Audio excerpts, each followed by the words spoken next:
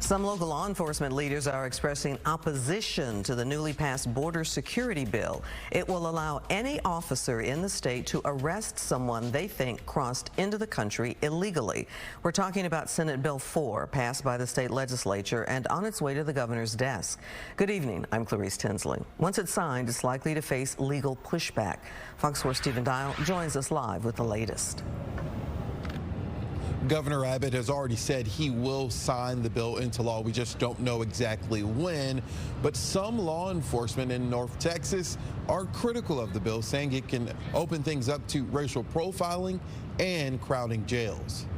It opens the door for the potential of biased policing, because if we don't have it spelled out for us and we articulate, well, here's why I stopped them, then, I think we can just really get into a really gray area if we're not careful with that.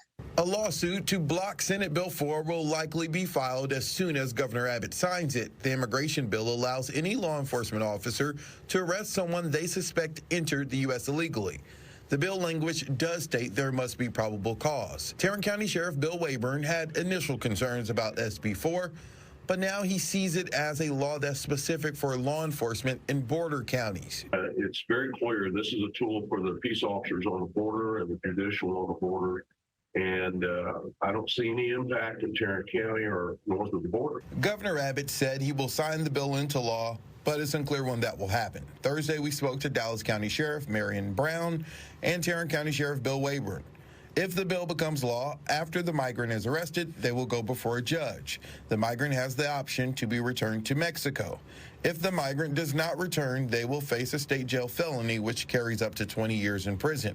Sheriff Brown is also concerned about jails filling up because of this law. Holding some 30-plus cities inmates to make sure that they answer to their charges, then that means that we have to take care of those persons and we have to feed them, we have to house them, and that takes funding. North Texas Republican Representative David Spiller carried the bill in the House this week and does not think the law will lead to more racial profiling or crowded jails. I understand that not everyone agrees with it, but I feel that it is what we have to do, and I feel it's completely constitutional.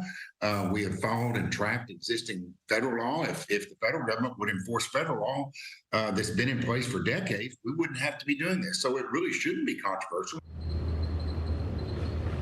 Representative Spiller is our guest this Sunday for Texas The Issue Is. We will dive deeper into Senate Bill 4 ahead of Governor Abbott signing it into law.